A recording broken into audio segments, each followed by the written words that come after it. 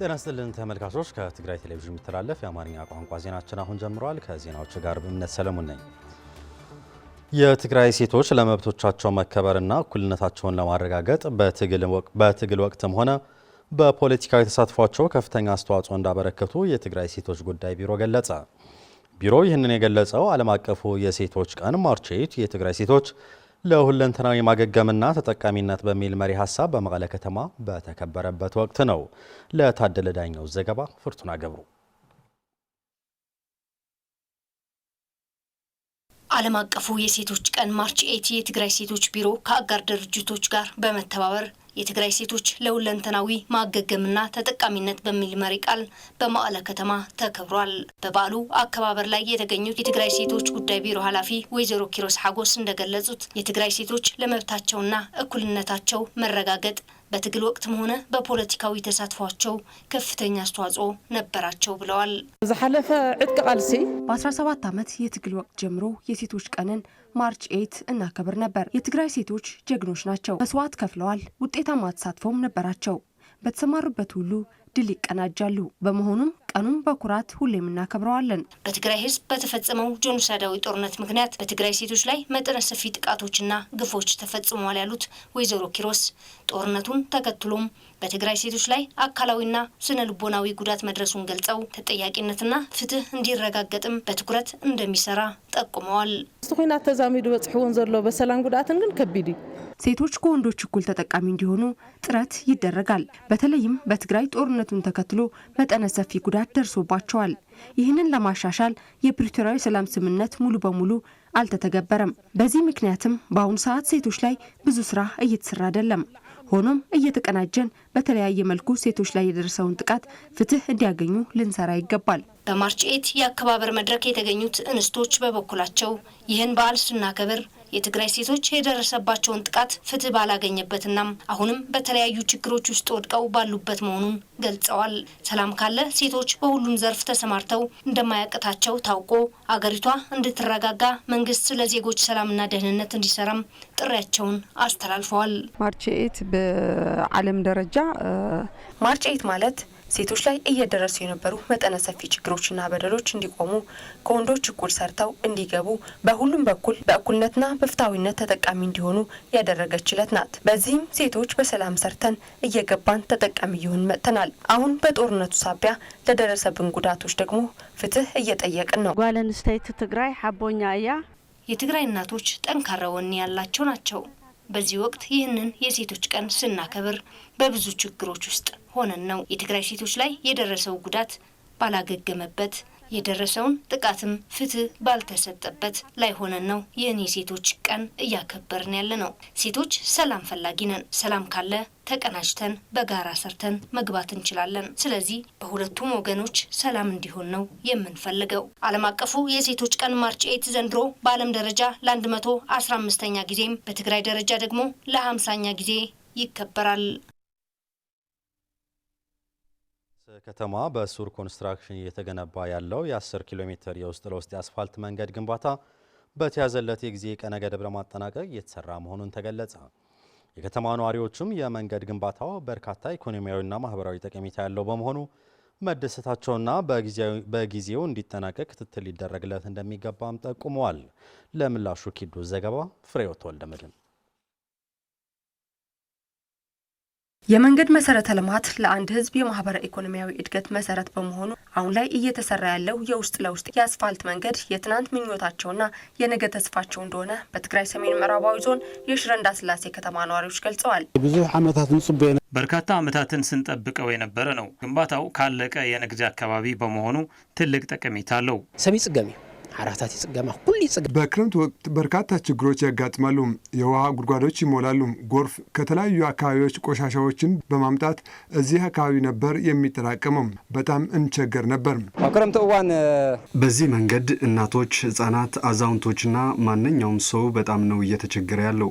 መንገዱ ይህንን ችግር ይፈታል ብለን ተስፋ እናደርጋለን። የሽረ እንዳስላሴ ከተማ የማዘጋጃ ቤት ስራ አስኪያጅ አቶ ተክለወይኒ ቶማስ በሱር ኮንስትራክሽን እየተከናወነ ያለው የከተማዋ የውስጥ ለውስጥ የአስፋልት መንገድ ግንባታ የትግራይ አሁናዊ ሁኔታና በተለይ ደግሞ በክልሉ ያለውን የነዳጅ እጥረት በመቋቋም በዚህ ዓመት ግንባታውን ለማጠናቀቅ እቅድ መኖሩን ያስረዳሉ። አው ለካቲት ውሽጢ ከንዛዝሞ ይናት ሐሳብ ገርና ዝነበርና የአስፋልት መንገድ ግንባታው በየካቲት ወር ነበር ይጠናቀቃል ብለን ያሰብነው። ይህ እውን እንዳይሆን ከፍተኛ የሆነ የነዳጅ እጥረት አጋጥሞናል። ወደ ከተማችን ይገባ የነበረው ነዳጅ ሙሉ በሙሉ አቁሟል። ነገር ግን ግንባታው ክረምት ከመግባቱ በፊት መጠናቀቅ ስለሚገባው ባለን አቅም ነው እየተጠቀምን ያለነው።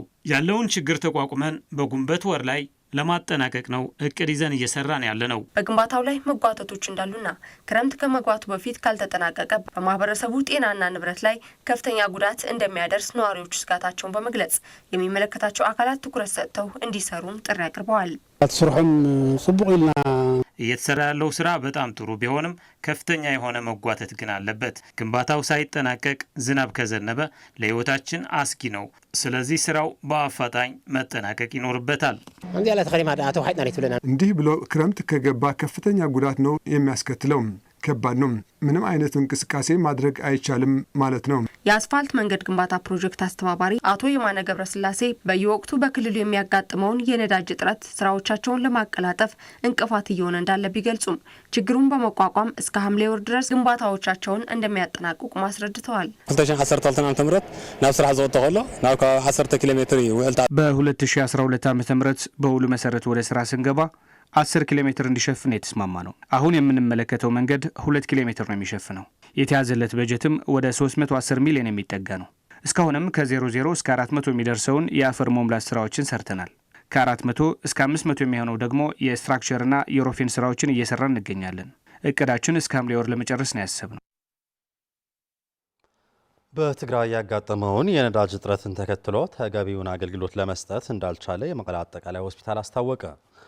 በሆስፒታሉ ያገኘናቸው ታካሚዎች እንደገለጹትም በቂ የሕክምና አገልግሎት እያገኙ አለመሆኑንም ገልጸዋል።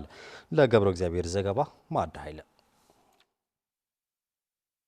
በአሁኑ ወቅት በትግራይ ያጋጠመው የነዳጅ እጥረት ተከትሎ በትግራይ የሚገኙ የተለያዩ አገልግሎት ሰጪ ተቋማትን ጨምሮ ማህበረሰቡ ከቦታ ወደ ቦታ መንቀሳቀስ ባለመቻሉ በችግር ላይ ወድቆ ይገኛል። ይህ የነዳጅ እጥረት በሚሰጧቸው አገልግሎቶች ጫና ከፈጠሩባቸው ተቋማት መካከል የመቀለ አጠቃላይ ሆስፒታል ተጠቃሽ ነው። ሆስፒታሉ አሁን አጋጥሞት ባለው የነዳጅና የመድኃኒት እጥረት ምክንያት ተገቢውን አገልግሎት መስጠት እንዳልቻለ የመቀለ አጠቃላይ ሆስፒታል ሜዲካል ዳይሬክተር ዶክተር ከላሊ ቡርሃኑ ይገልጻሉ። ሆስፒታል ንሰርሖ አለው ላብነት ጄኔሬተር ያለና መብራህቲ በተደጋጋሚ ስለዝጠፋ ዘላ በሆስፒታሉ መብራት በተደጋጋሚ ስለሚጠፋ ጄኔሬተር አለን። ጄኔሬተሩም ትልቅ በመሆኑ ብዙ ነዳጅ ነው የሚወስድብን። በመሆኑም ለዚህ የሚበቃ ነዳጅ ማግኘት አልቻልም። በመሆኑም ከዚህ በኋላ ሆስፒታሉ አገልግሎት እንዳያቋርጥ ትልቅ ስጋት ነው ያለን። በጣም ይጨንቀሃል። ምክንያቱ በማሽን ታግዘው የሚታከሙ ጨቅላ ህጻናት አሉን። የቀዶ ሕክምና ክፍልም ያለ ኤሌክትሪክ አይሰራም። ሰራተኞቻችን የሰርቪስ አገልግሎት ተቋርጦ በእግራቸው ነው እየመጡ ያሉት እና በአጠቃላይ አሁን ያለንበት ሁኔታ በጣም ይከብዳል፣ ያሳዝናልም። ዶክተር ከላሊ አክለውም የነዳጅ እጥረትና የመድኃኒት እጦት ክልከላው በዚህ መንገድ ከቀጠለም አገልግሎት ለመስጠት አዳጋች እንደሚሆንና በዚህ ሳቢያ ሆስፒታሉ ስራ እስከ ማቋረጥ ሊያደርሰው እንደሚችልም ስጋታቸው ገልጸዋል። ስጋት ንተገልገልቲ ጽሬት ጽዕነት እስከ ስራሕ ምቁራጽ ከይድ ከምጽፈል አሁን ላይ ስጋታችን ተገልጋዮች የአገልግሎት ጥራት ያጣሉ። አቅም ያላቸው ለትግራይ ብዙ ሊያገለግሉ የሚችሉ የጤና ባለሙያዎች ማጣትም ሆስፒታሉ ወደ ኋላ ይመልሰዋል ማለት ነው። ስለዚህ በጎ አድራጊ ድርጅቶች ሊያግዙን ይገባል የሚል መልእክት አለኝ። በሆስፒታሉ ያገኘናቸው አስተያየታቸው የሰጡን ታካሚዎችና የሕክምና ባለሙያዎች በበኩላቸው ነዳጅ ባለመኖሩ ከመጠን በላይ ክፍያ እንዲከፍሉና በቂ የሕክምና አገልግሎት እንዳያገኙ እንቅፋት እንደሆነባቸውም ጠቁመዋል። እና ምንም ዝገበርና ነገር የለም አብዓድና አይናነና እኛ ምንም ያጠፋነው ነገር የለም። በሀገራችን ነው ያለነው። በረሃብና በመድኃኒት እጦት እንዲሁም በነዳጅ እጦት በሁሉም ከልክለውናል። ስለዚህ የዓለም ማህበረሰብ ሊሰማን ይገባል። ሽግርኒ አልብላ እዚህ ብስንክ ነዳጅ ምኽባር ይልሆን መስለኒ አሁን አጋጥሞን ያለው ችግር ነዳጅ ባለመኖሩ ምክንያት የተፈጠረ ነው። ተገልጋዩም የራሱ ችግር እንዳይችል እዚህ መጥቶም ሌላ ችግር ነው እየገጠመው ያለው። ያው በነዳጅ ምክንያት እዩ ብና ሆስፒታል ችግር ሆነ ይሆነ አሁን እያጋጠመ ያለው ችግር በሆስፒታሉ ምክንያት ሳይሆን በነዳጅ እጥረት ነው። ሰራተኛው ለራሱ ከባድ ችግር ገጥሞታል። በታክሲ እንዳይመላለስም ደሞዝ አልተከፈለውም። ትራንስፖርት ታሪፍ ጨምሯል። የመቀለ አጠቃላይ ሆስፒታል የንብረት አስተዳደር ኃላፊ አቶ ሐዱሽ አስገለም ከየካቲት 10 ጀምሮ ከመቀለ ከተማ አስተዳደር ይሰጥ የነበረውን ሳምንታዊ በጀት መቋረጡን ገልጸዋል። ድን ሆስፒታል እቲ መሰረታዊ ነገር እዩ። አምቡላንስ ነዳዲ አጥቀም ጀነሬተር ነዳጅ ለሆስፒታል መሰረታዊ ነገር ነው። አምቡላንስ የደረቅ ቆሻሻ ማቃጠያ ማሽን ያለ ነዳጅ አይሰሩም። በመቀለ አስተዳደር ሲሰጠን የነበረው ሳምንታዊ ነዳጅም ተቋርጧል። የፌዴራል መንግስት ከጥቅምት ወር ጀምሮ ባደረገው የበጀት መቆራረጥ እንዲሁም የጥርና የካቲት ወር የመንግስት ሰራተኛው ደሞዝ በጀት ሙሉ በሙሉ በመከልከሉ ምክንያት የመንግስት ሰራተኞች ደሞዝ መክፈል እንዳልተቻለ የትግራይ ሲቪል ሰርቪስ ቢሮ ገለጸ። በዚህም በትግራይ የሚገኙ ከ141 ሺህ በላይ የመንግስት ሰራተኞች ለከፍተኛ የማህበራዊ ኢኮኖሚያዊ ቀውስ መጋለጣቸው ተገልጿል። ለገነት ካሳይ ዘገባ ፍሬህይወት ወልደመድህን። ሰሞኑን የትግራይ ጊዜያዊ አስተዳደር በትግራይ ለሚገኙ የመንግስት ተቋማት የበጀት እጥረት መኖሩን ተከትሎ ተቋማቱ ለሰራተኞቻቸው የሚከፍሉት የካቲት ወር ደሞዝ ክፍያ እንዳይፈጸም ትዕዛዝ ማስተላለፋቸው አይዘነጋም። ይህ የሆነው ደግሞ የፌዴራል መንግስት የ2018 ዓ.ም የጥርና የካቲት ወር የመንግስት ሰራተኞች በጀት ሙሉ በሙሉ አለመላኩን ተከትሎ ለመንግስት ሰራተኛው ደሞዝ መክፈል አልተቻለም ሲሉ የትግራይ ሲቪል ሰርቪስ ቢሮ ኃላፊ አቶ ሚካኤል ገብረመድህን ተናግረዋል። ካብ መስከረም 1 እስከ ሰኔ 30 ኢትናይ መስተካከል ማህያ 2018 ዓመተ ምህረት መስከረም 1 ጀምሮ ነው አዲሱ የደሞዝ ክፍያ መፈጸም የተጀመረው። ይህም ለ10 ወራት ብቻ 11.4 ቢሊዮን ተጨማሪ በጀት ይጠይቅ ነበር። ይህ በእንዲህ እንዳለ ግን በፌዴራሉ መንግስት ጸድቆ በጀቱ ያስፈልጋል ተብሎ የተፈቀደልን 4.8 ቢሊዮን ብር ብቻ ነው። ይህ ደግሞ የ6.6 ቢሊዮን ብር ልዩነት አለው። ማስተካከያውን ጨምሮ በርካታ ገንዘብ ነው የሚጠይቀው። በነበረውም ቢሆን መምጣት በሚገባው ልክ አልተከፈለንም። ይህ ደግሞ ክልሉን ለከፍተኛ ጫና የሚዳርግ ነው። በየወሩ የሚላከው የትግራይ የመንግስት ሰራተኛው የደሞዝ በጀት 481 ሚሊዮን እንደሆነ የገለጹት ኃላፊው ከፌዴራል መንግስት ከጥቅምት ወር ጀምሮ በመቆራረጥ ይላክ የነበረው በጀት ከጥር ወር ጀምሮ ግን ሙሉ በሙሉ መቋረጡንም ያስረዳሉ። ናይ ወርሒ መስከረም 481 ሚሊዮን ተሰዲዳ መስከረም ወር ላይ 481 ሚሊዮን ብር ተልኮልናል። ጥቅምትና ህዳር ወር ላይ ደግሞ ከትግራይ በጀት ላይ ሲሶው ነው የተላከው። ታህሳስ ላይ ግማሽ ያህሉ የተላከልን ሲሆን ከጥር ወር ወዲህ ግን ምንም አይነት የተላከ ገንዘብ የለም። በዚህም የካቲት ወር የመንግስት ሰራተኛው ደሞዝ መክፈል አልቻልንም። በትግራይ ከ141 ሺህ በላይ የመንግስት ሰራተኞች እንዳሉ በመጥቀስ እነዚህ የመንግስት ሰራተኞች በየወሩ የሚጠብቀውን ወርሃዊ ደሞዝ ተከልክሎ አሁን ላይ ለከፍተኛ ማህበራዊ ኢኮኖሚያዊ ቀውስ ተጋላጭ ሆኗል ሲሉም አቶ ሚካኤል ገብረመድህን ገልጸዋል። ስለሆነም የፌዴራል መንግስት ይህን በመገንዘብ ሙሉውን የደሞዝ በጀት እንዲልክም ጥሪ አቅርበዋል። ያው ኮነ ተቢልካ ሐዘውን ናይ ትግራይ ሲቪል ሰርቫንት ጥራይ ይኮነ ተጥላላ በትግራይ ሲቪል ሰርቫንት ብቻ ሳይሆን በመላው የትግራይ ህዝብ ላይ ነው የጄኖሳይድ ጦርነት ተቀጥያ ተግባሮች እየተፈጸሙ ያሉት። በተለይ ደግሞ የመንግስት ሰራተኛው ደሞዝ መከልከል ኢሰብአዊ ተግባር ነው።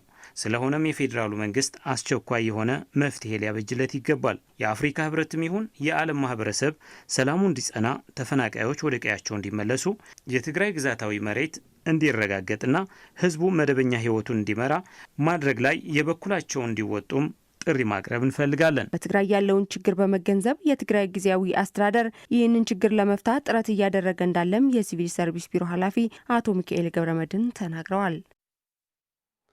ከውጭ የአሜሪካው ፕሬዝዳንት ዶናልድ ትራምፕ ኢራን ያለአንዳች ቅድመ ሁኔታ እጅ እንድትሰጥ ሲሉ ያስተላለፉት ሀሳብ የኢራኑ ፕሬዝዳንት መስዑድ ፔዜሽኪያን ህልም ነው ሲሉ ውድቅ አደረጉ። ጦርነቱ በመካከለኛው ምስራቅ መጠነ ሰፊ ውድመት እያደረሰ ተባብሶ መቀጠሉም ዓለም አቀፍ መገናኛ ብዙሃን እየገለጹ ይገኛሉ። መንገሻ ደርበው